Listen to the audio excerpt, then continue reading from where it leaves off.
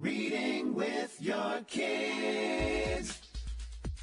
Hola, ni hao, konnichiwa, assalamu alaikum, shalom, mahaba, ciao, bonjour, namaste, jumbo. Bienvenidos. Hey, my name is Jed Lee. Welcome to Reading with Your Kids.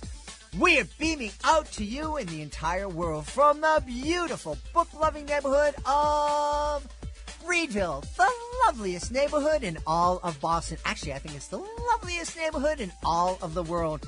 We're so excited that you're with us. You know, our mission here at Reading with Your Kids is to help all families grow closer through reading. And that's our mission because I believe real magic happens when we share stories together. When a child sits down with a parent, grandparent, or teacher and opens a book, hearts connect, imaginations grow, and love shines brighter. We're really excited that you're here, and we hope that you'll help share our mission by telling all of your family and friends about the show and letting them know that they can hear us on the WREB AM/FM 24/7 radio network. And they can find us on the iHeartRadio app on Spotify, Apple Podcasts, Good Pods Podcast, Addict, CastBox, Player FM, Amazon Music, Audible, YouTube. Wherever you find your favorite shows, you can find Reading with Your Kids.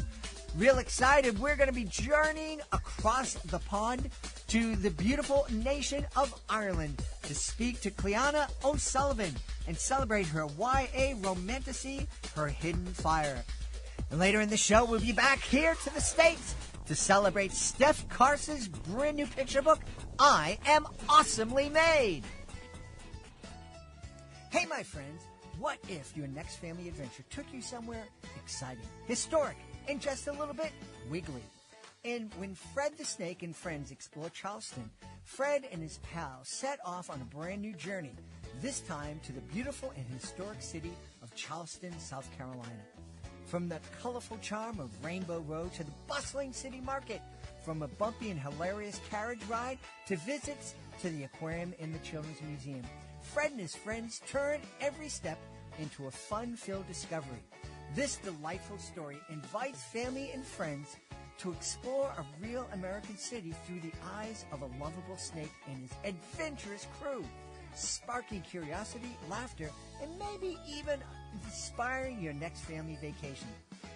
Written by Dr. Peter Cotton, who we loved having on Reading with Your Kids, this series comes from a truly remarkable storyteller. Before creating these joyful adventures, Dr. Peter was a renowned gastroenterologist and teacher, dedicating his life to helping others. Now he's sharing the same care and curiosity with children through stories that celebrate friendship, exploration, and learning. When Fred the Snake and Friends Explore Charleston is another wonderful chapter in the beloved Fred the Snake series, where every book brings new adventure, new friendships, and new discoveries. So pack your bags, bring your imagination, and join Fred on a journey you won't forget. Because with Fred the Snake, the real magic happens when we choose kindness and become a friend. Get your copy today, available on Amazon.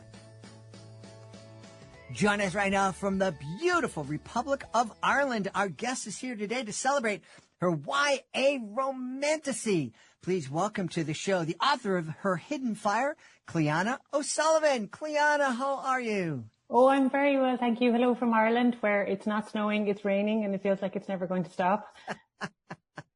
Imagine if all that rain you've been getting was snow. I know, it'd be about 90 feet of snow at this stage. I was just sharing with Cliodhna, we had 23 inches dumped on Boston a couple of weeks back, but I was reflecting back in 2015, over the course of a couple of months, we had actually 110 inches of snow. Yeah. And I remember as it started to thaw and melt, I took a picture that the snow had gone over our fence in our front yard.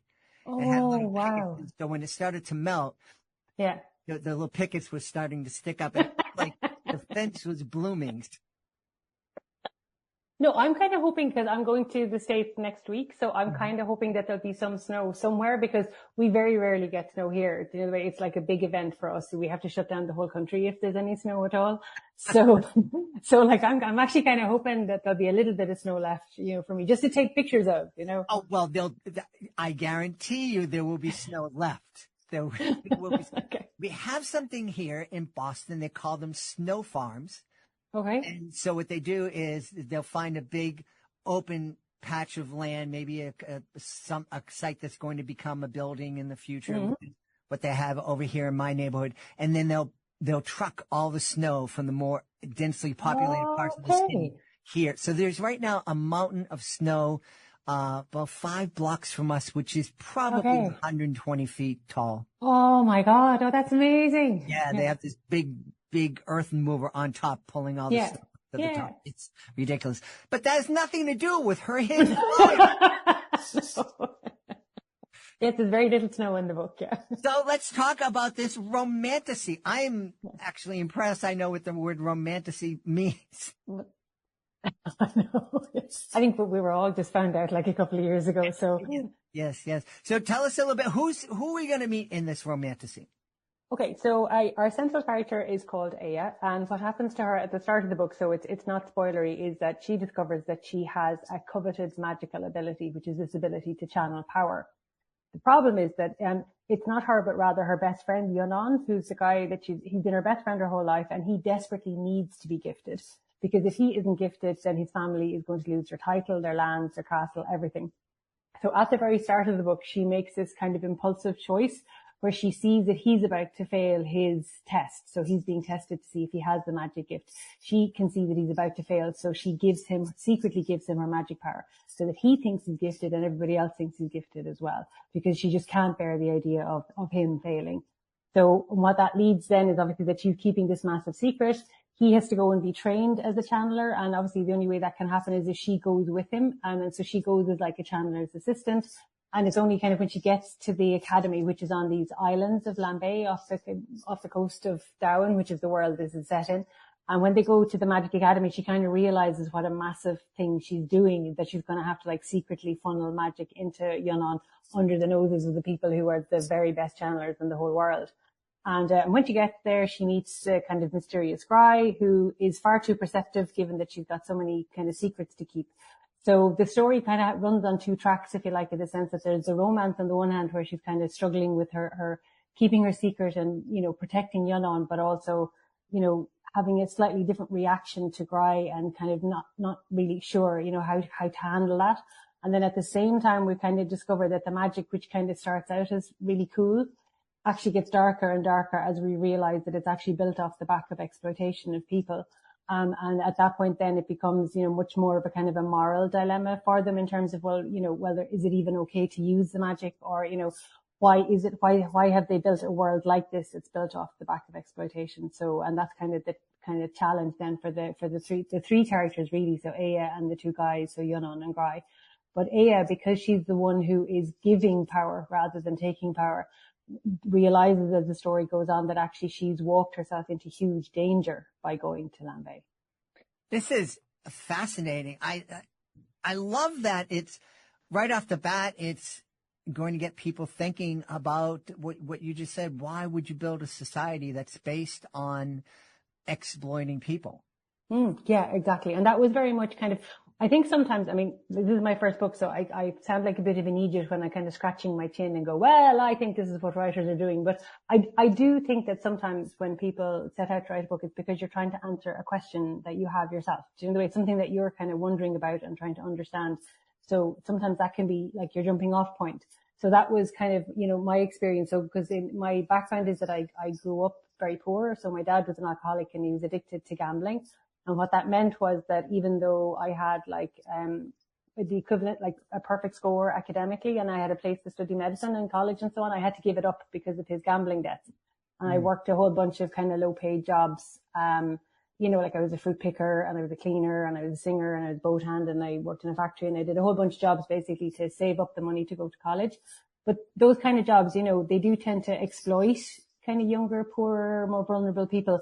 So I very much was aware of just how much wealth is built off the back of exploitation of, more vulnerable people. And it was just something that was on my mind ever since then. So kind of, I always knew then that if I was ever going to have the time to sit down and write a story, I thought that that would be a cool thing to write a story around, is just that idea that makes it more explicit, the fact that, we do have a world built on exploitation, but in a fantasy story, you can make that more explicit and kind of run with it a bit more. And it allows you to kind of tease out a little bit, like, how does it happen and how do we sustain it, and what kind of lies do we have to tell ourselves, and what things do we have to keep hidden in order to justify that kind of a societal structure, Yeah. Yeah.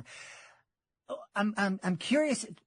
You've certainly just outlined a really kind of windy road from high school, or secondary school, to now going from an aspiring medical student.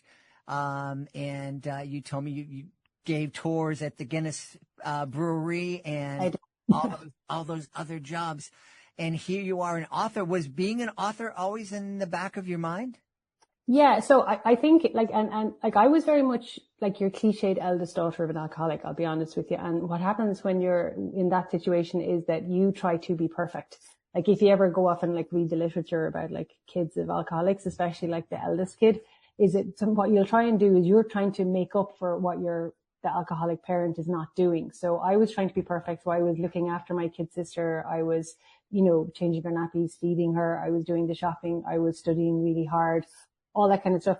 And I very much internalized the idea that I was going to have to grow up to be a provider because my dad wasn't looking after my family. So even though books were my refuge, and especially fantasy books, and I loved them, at that time, it would have been very much clear to me that becoming a writer was not an option for someone like me. So someone like me did not get to become a writer, because I had to do the sensible thing and get a good, well-paying job that would be, something where I'd be able to provide.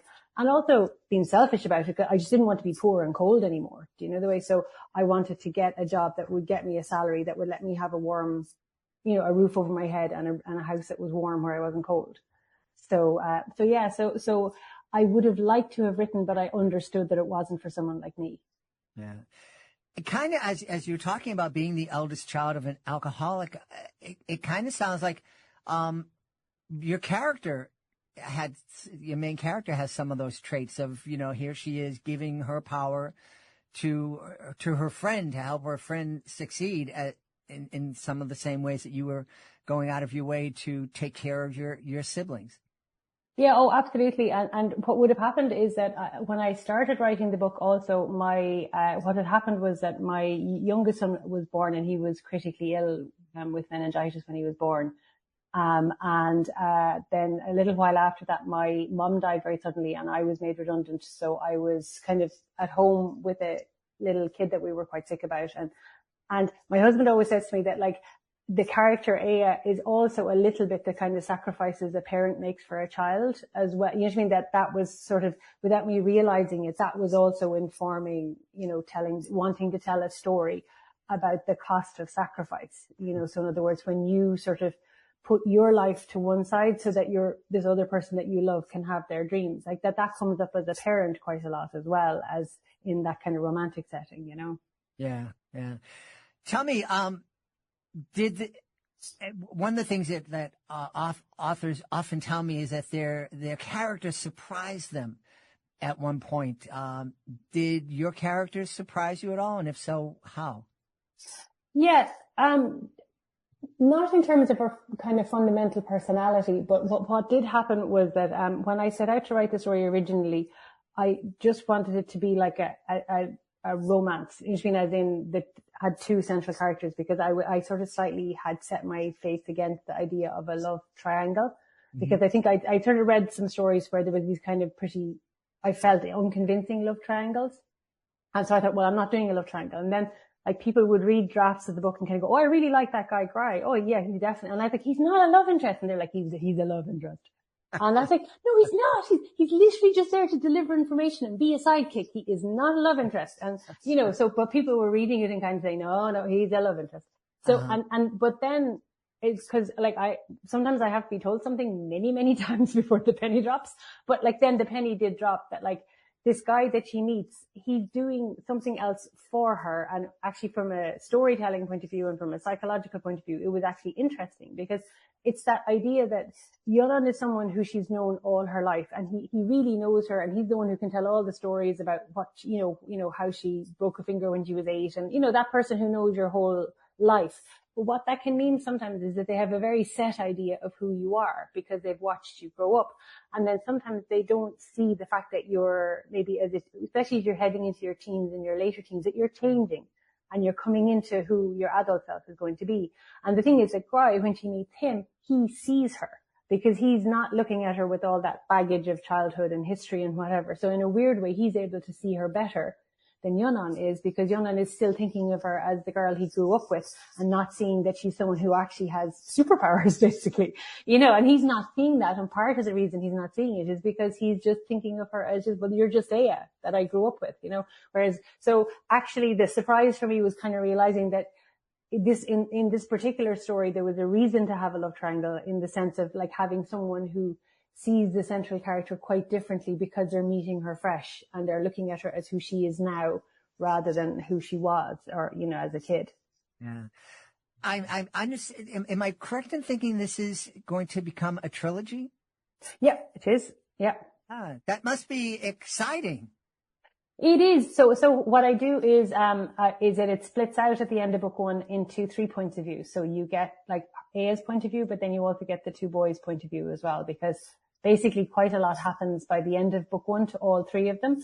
And I just sort of thought, well, who has the most interesting storyline at the moment? And although her storyline was still very interesting, I thought the 2 guys also had like interesting things going on.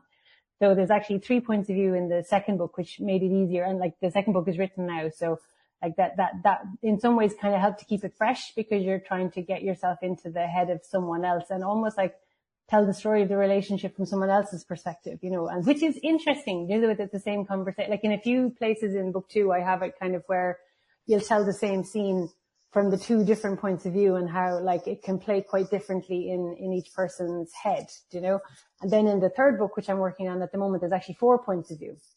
So that's been fun as well, just kind of adding in another person and just kind of, again, kind of getting to look at the same thing, but from a different perspective, Now, I'm curious, how long did it take you to write the first book, from the time you sat down and started till the time it was bought?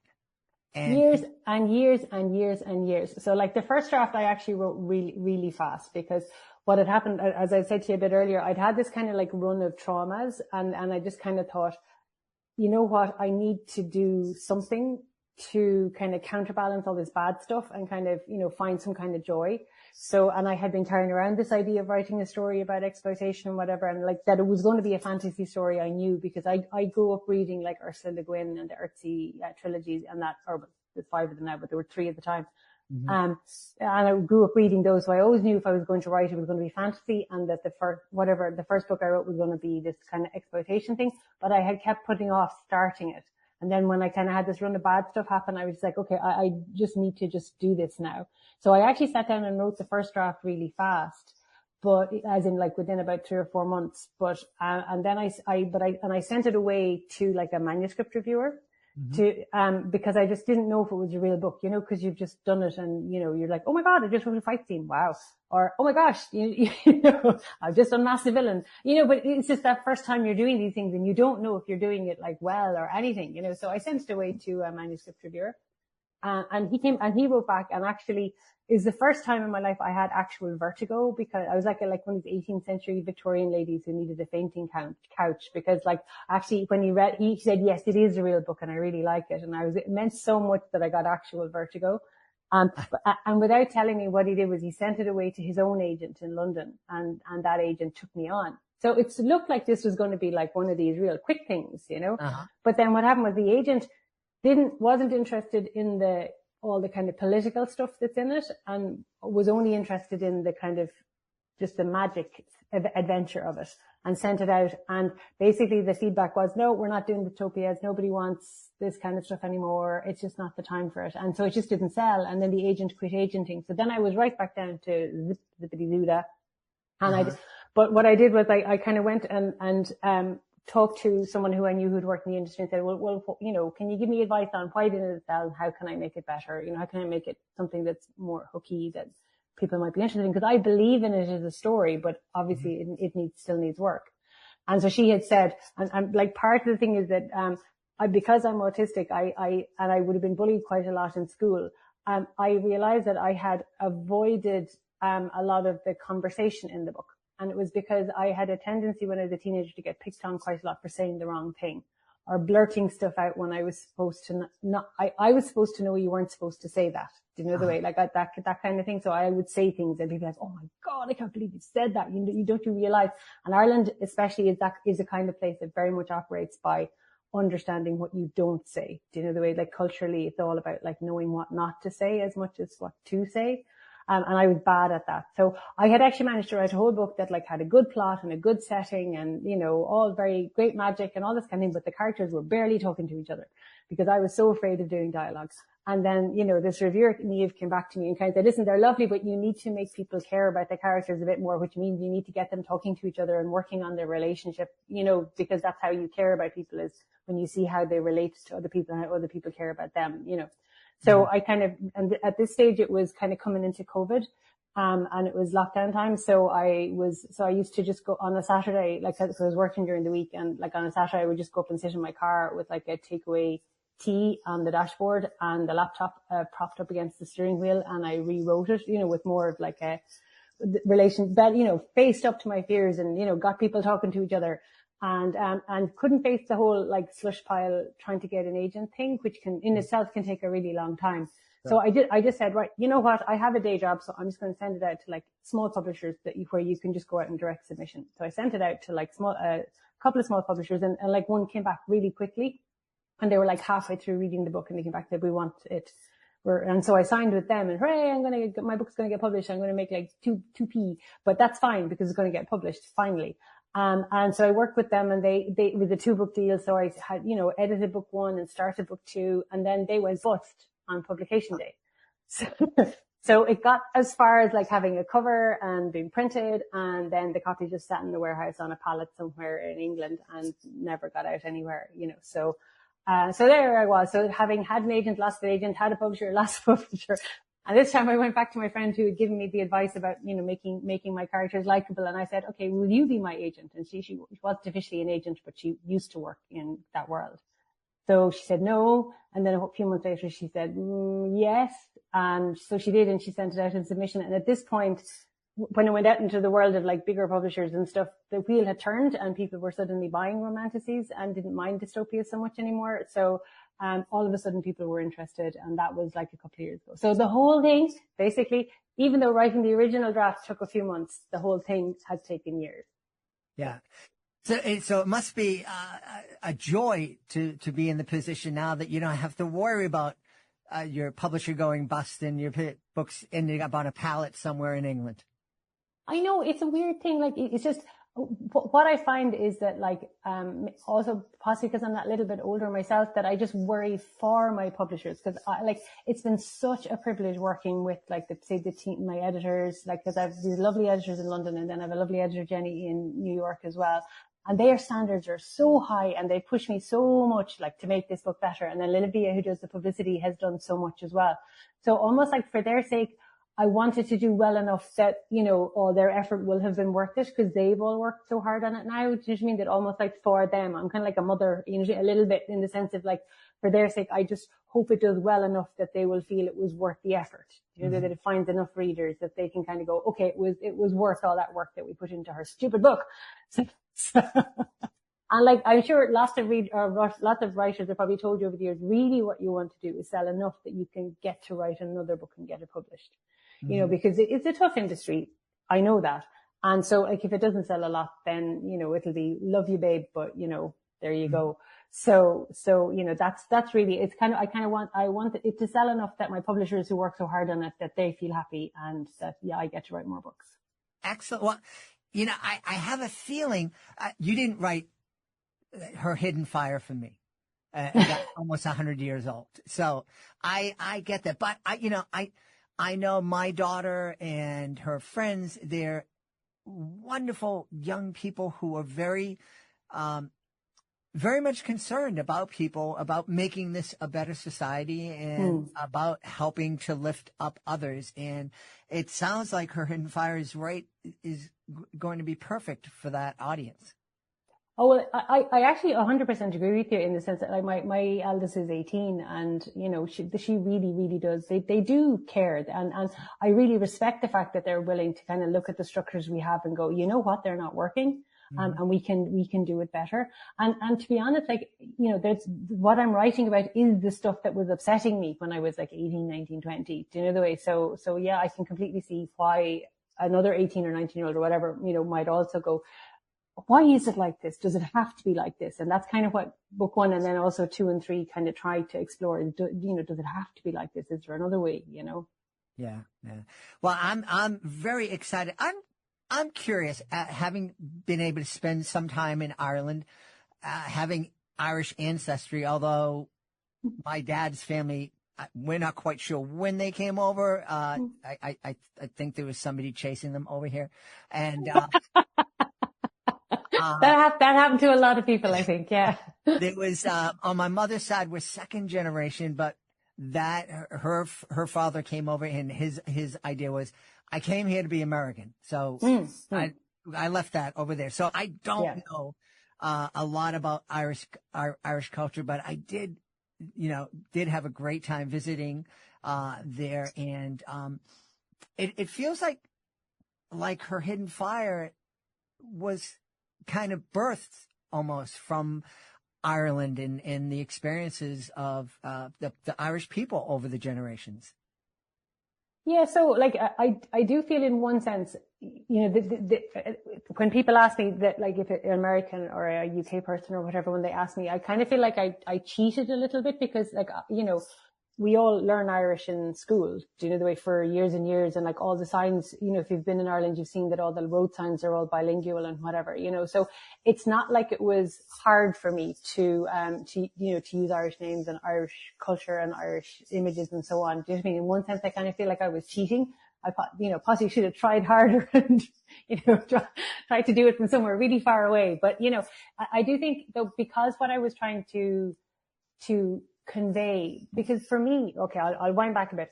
For me as a teenager, what I loved about the Earthsea books was the sense of wonder that they conveyed. Like, so Ursula Le Guin invented this world and you could see she had a real sense of wonder in it. And so for me, I wanted to write something that also tried to convey a sense of wonder. And it was easier for me to do that by describing the places that I knew and I already loved. Do you know? So like the islands and like the castle where they all go away to the Magic Academy, that's built on a real castle that I used to live quite close to, do you know the way? And it's very beautiful, but also slightly scary. So it's a really good setting for a dark Magic Academy and so on. But as I say, I do kind of feel like I cheated a little bit on this because I just, you know, used words I already knew and names I already knew and places I already knew and just stuck them all in the story, you know? Well, no one's I won't give up your secret about it. Hey, I learned, I guess it's a very Irish technical term. Yeah, ABC. Okay. Another bloody castle. Yeah, we have lots of those in varying stages of decay, you know the way, so yeah. Yeah, there was one point we were on it was really neat. We took this, carriage ride through, a park, in the morning, and there was mist, and the guide pointed over there, and that's where I learned the ABC, another bloody castle, and pointing, and I'm like, nah, that's just like 4 or 5 rocks. And he goes, yeah. Was that the Killarney National Park? Because you see like, it's Muckross Abbey that you see, and it's very beautiful down there though. It's worth a visit. Well, the thing that was neat, like, it was early in the morning, it was all misty, and so it's dark, and we're on this horse-drawn thing, and we're blanket over us, and I'm like, yeah, I know why the Irish people think there's fairies and little people. And all this other stuff. Like, I know. And it's this kind of thing of like how in our culture, we obviously thought that there was this really thin veil between our world and other worlds, you know the way. And I think that does definitely come from that prevalence of the mist and the kind of, the feel of the air and whatever, that you can nearly step through it into another world, you know? Yeah. Well, you know, with all the reporting of UAPs, and the fact that they changed the term UFOs to UAPs, Okay. I think that the veil between these different might not be as thick as we thought. So, Yeah, exactly. Yeah. hey, let's tell everybody where they can go to find out more about her hidden fire and find out more about you. Okay, so I am just about on Instagram because I wasn't on social media, but I now am, and I'm currently being trained by my 18-year-old on how to do things, but I still keep getting them wrong. But yeah, so you can find me, it's Cliodhna O'Sullivan on Instagram. And then I have that, like, I just learned how to do the links in bio thing. So that will link you out to Penguin's website, which then has all the links to, you know, all the shops and all the online retailers and whatever that stock it. And God bless Penguin, but they have got it in most places you can get books, I think. So. Awesome. And let's tell them, because not everybody listening is as up to date with Irish as I am. Tell everybody how we spell Cliodhna, please, because I don't think many people would know. Oh, so it's okay. So Cliodhna is Cliodhna, and then O'Sullivan, which I think is a bit more common. Yeah. Absolutely. And everybody out there is going, nah. It's the DH is silent. Yeah, there. Hey, we've had a great time speaking to the author of Her Hidden Fires, the new YA romantasy from our guest, Cliodhna O'Sullivan. Hey, Cliodhna, thanks so much for being on Reading with Your Kids. No problem at all. Thanks a million. Hey, this episode of Reading with Your Kids is brought to you by AspireDrinks.com. Hey, I have a quick question for you. Have you ever wanted a little extra energy, but not the kind that makes your heart race or leaves you crashing an hour later? Well, that's exactly why I want to tell you about Aspire Drinks. You'll find them at AspireDrinks.com. Aspire calls itself a healthy energy drink, and honestly, that description really fits.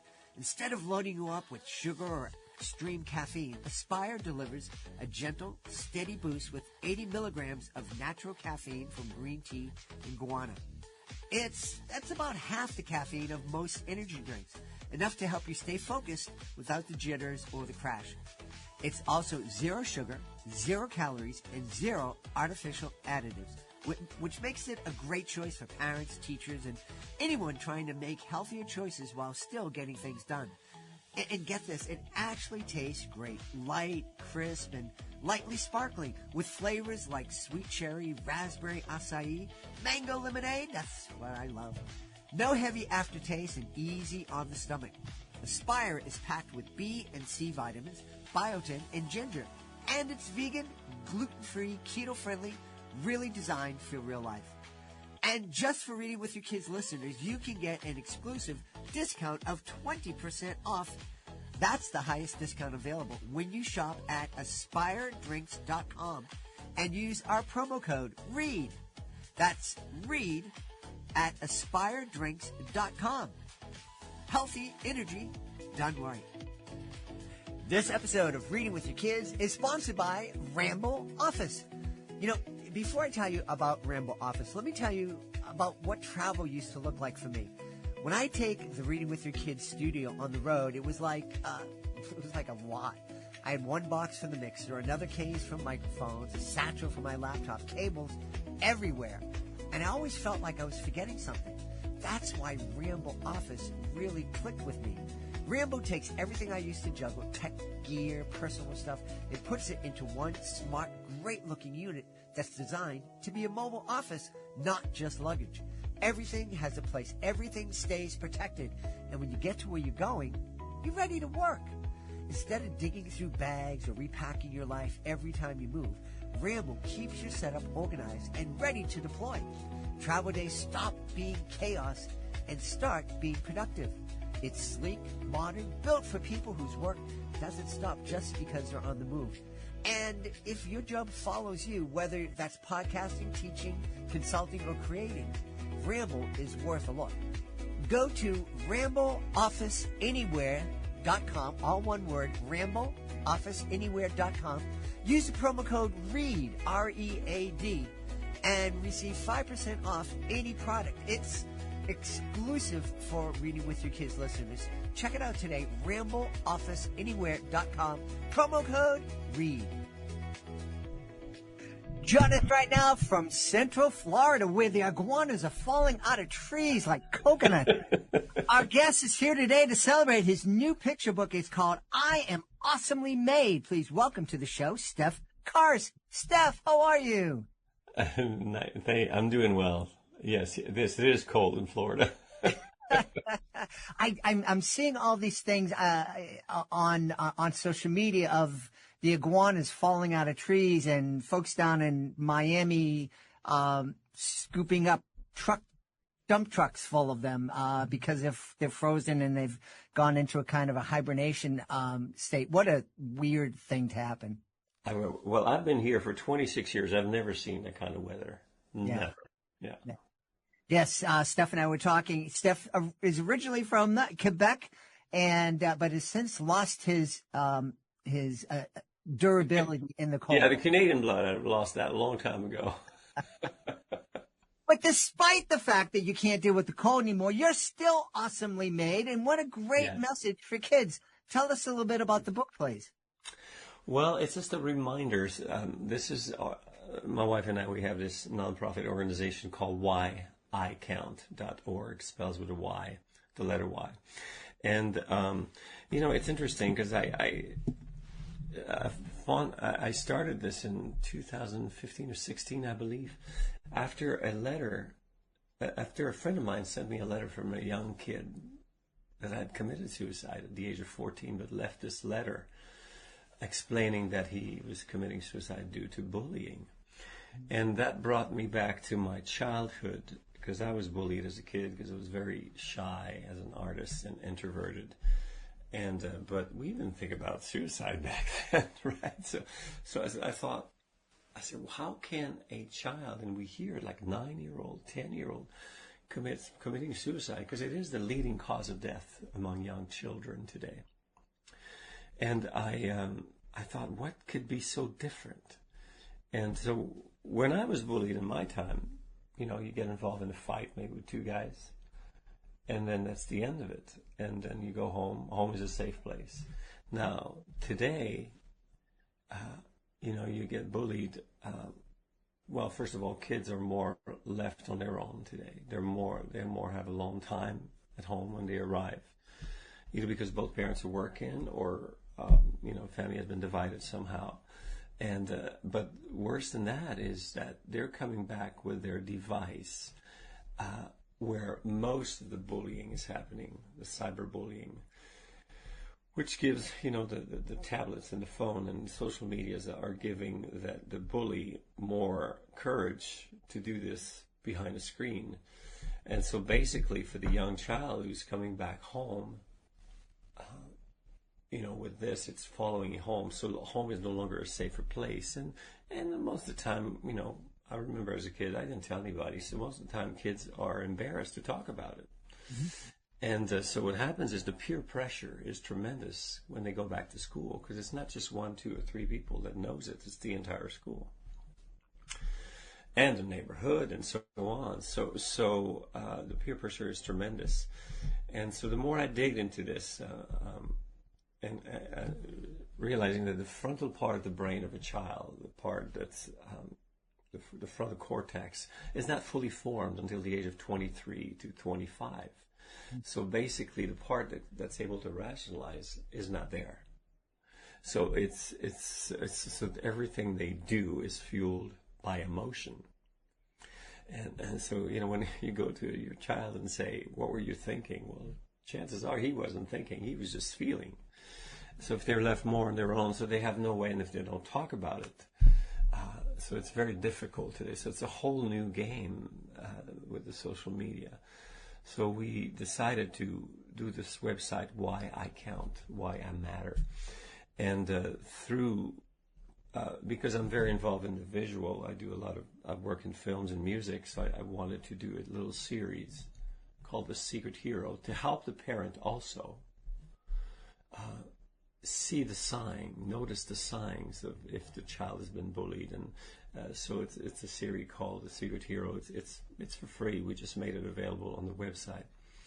But out of this came this little book I am awesomely made that is more geared towards a younger audience, maybe 6, 7, 8, 9, to remind them that they are, it's based on Psalm 139:14. It's not a per se a Christian program, but it's certainly based on the principle of two major principles of the Bible.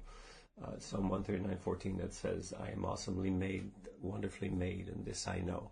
So we wanted to reiterate that in the mind of the kids, because a lot of them have lost their identity is so confused today, and so we want to remind them of how awesome they are.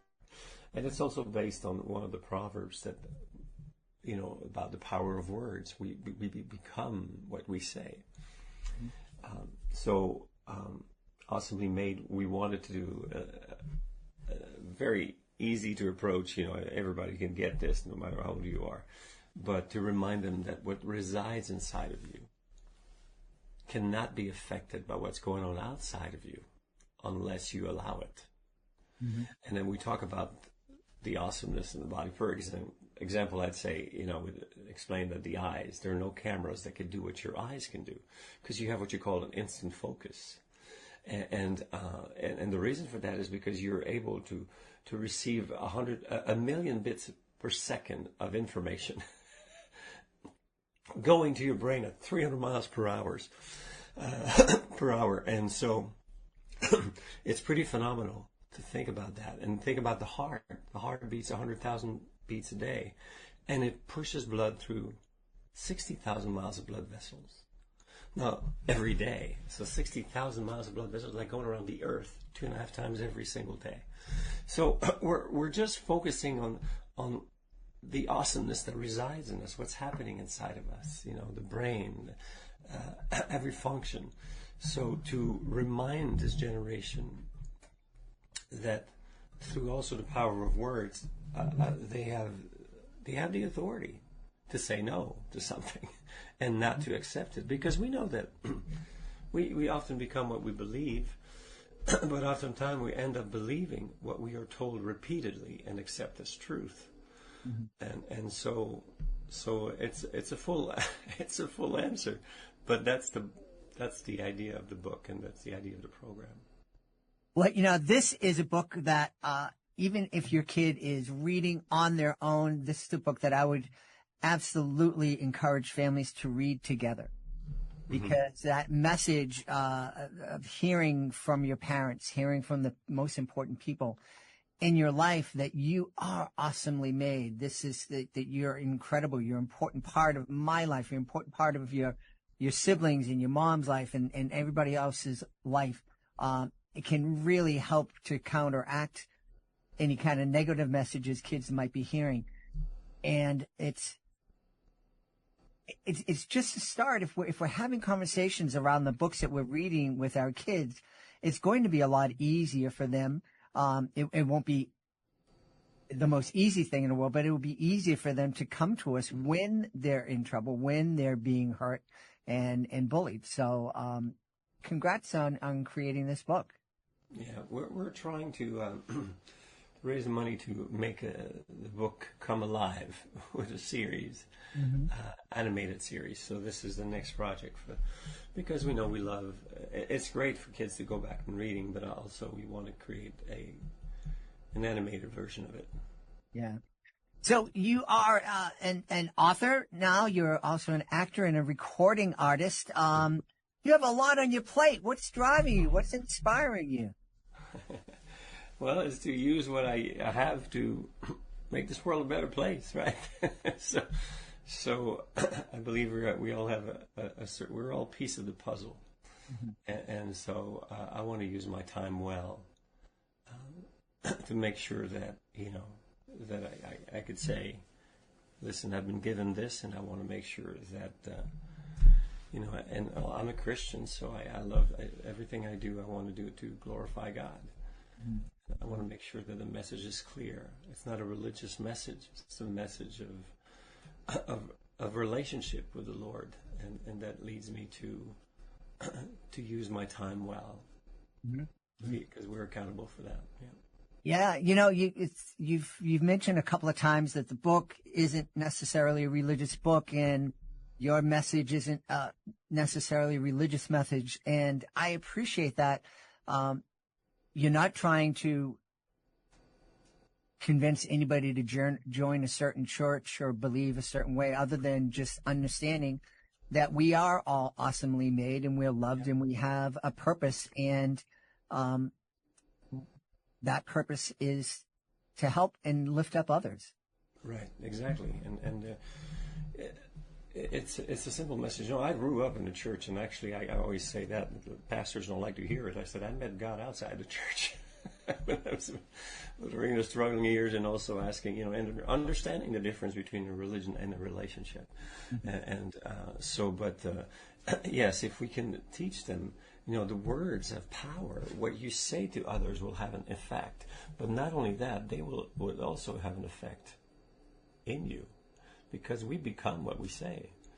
And so that way, with the program, we're able to help not just the victim of bullying, but also the bully themselves, because chances are they're being bullied at home or somewhere. It just doesn't just pop like that, right? So this is a message that that allows.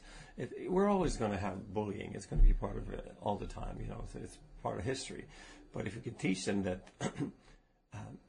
if we can teach them how to fight it in a way that understand who they are. You know, because I was bullied as a kid. So perfect examples. I was bullied as a kid, but at a young age. Let me grab some water here. At a young age, I already knew that I wanted to be a singer. So because I already knew that I wanted to be a singer, I was able to hide behind this, you know, and kind of live my fantasy dream when I felt bullied, because it's creating a world of my own, and so we want to make sure that this book is helping the kids also to find out their identity and what they want to do, who they are, and because, like I said, I believe we're all a piece of a puzzle here. I mean, no one is less important than the other. Yeah.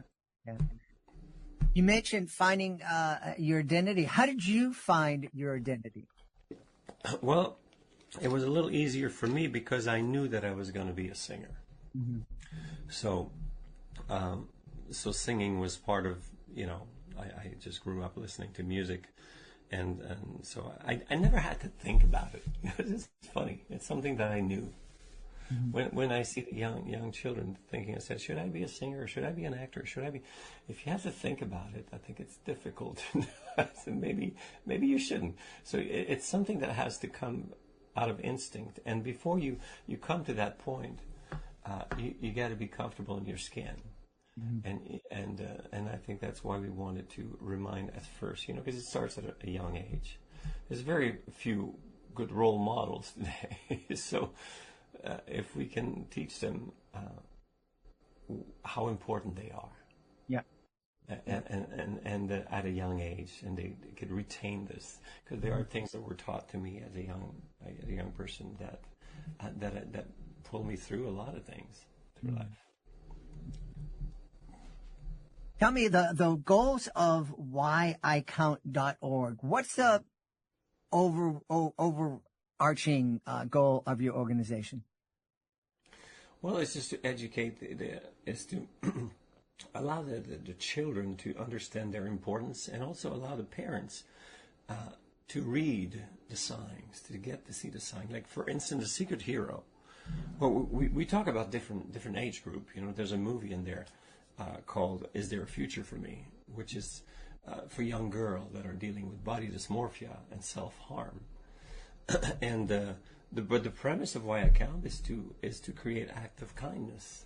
I believe that empathy is something that, what was I don't want to misquote this, but I believe that I read that in the last 10 years, I think it was something from Harvard, that empathy has decreased by 40%. And it's almost that there's so much happening that we become dehumanized in a way. So empathy is extremely important to be nourished, and to learn to walk in somebody else's shoes. So we did that movie. So it's it's not just for young children. This one is more addressing the teenage girls that are dealing with self-harm, and to show the power of an act of kindness, what it does, the ripple effect of an act of kindness. Yeah. And then go ahead. Go ahead. No, and well, the Secret Hero series, it's a series of 8 episodes. They're short episodes. They're about 10, 15 minutes.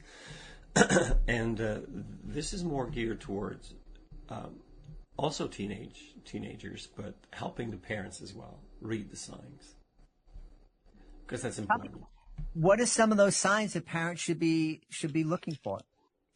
Well, I mean, there are different signs that a child, they're being more recluse. They don't want to go to school. That's one biggie, and they're, it's we're so busy today. So to pay that extra attention and try to just find out more things without being accusatory. You see, because in understanding that the child is not thinking through by rationalizing, it's just through emotion. So you got to meet him where he is, and that's what the series is doing. And through it, we educate also the kids about what they spread out on the internet. I mean, can never be retrieved. Right. Yeah. Right. So it's like in the class, I would go in the gymnasium and I would take a bowl of feathers, loose feathers, and so we would just first we would have like somebody, like a kid, maybe a 12-year-old, say something nasty about somebody, and then I say, and then we kind of create a little scenario, and then we have that person now who's affected by what's been said about her or him. And then so I go to that kid who started spreading their false rumors, and I said, do you know why she acts a certain way? Also to help them walk in somebody else's shoes. And so after we're done, then the kid that started spreading rumors feels guilty, obviously. He said, I wish I wouldn't have done that, so to become friend with the person. I said, well, are you sorry enough to apologize? He said, so of course. And I said, okay, so that means you are retracting your word. Yes, I am. So I said, well, here's what happens when you start spreading it on the internet. So we take this bowl of feathers, that are loose feathers, and we have a fan blowing and taking it all over the school. I said, well, you have to catch every piece of feather to make sure that it's not spreading more. Right? So that's an undoable task. Right. So they can imagine, that what it does when they're it's just to make them mindful, but and the fact that the parents are involved, and I love that you said it's something to read with your children and with your parent, because it makes them also aware of their own world, of the kids' world, and more connecting. It's not just being a closer friend to your child; it's to be a parent to your child. Yeah, it's so important. Let's tell everybody where they can go to find out more about I Am Awesomely Made and find out more about your Why I Count program.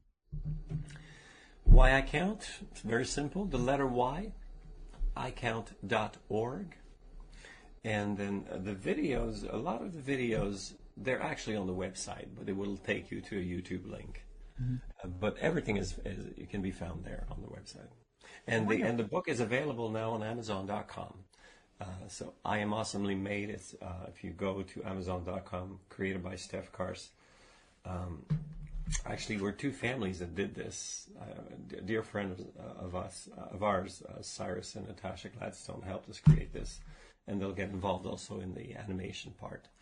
But if you go to Amazon, you'll be able to find it. We've had a great time speaking to the driving force behind the whyicount.org program and the author of I Am Awesomely Made. Our guest has been Steph Carse. Steph, thanks so much for being with us. Well, thanks for having me, man. I appreciate it. And I will talk to your son and say, yeah, you're right. It's cold in Florida. We hope you've enjoyed this episode of Reading with Your Kids and will join us for the next exciting episode of the show. If this episode made you smile or gave you something to think about, please consider sharing a link to the show with someone you love. Write a 5-star review and, of course, subscribe to the show wherever you find your favorite shows. Want to thank the folks who made today's show so wonderful, starting with our wonderful guest, Cliodhna O'Sullivan. Please be sure to check out her Hidden Fire.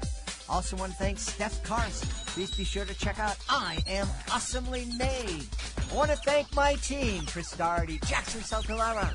I want to thank my beautiful wife for all the support she gives me. Most of all, we all want to thank you. Why? Because you're awesome. You're amazing. You work so hard. You come home. You're tired. Maybe you're aggravated with some road rage.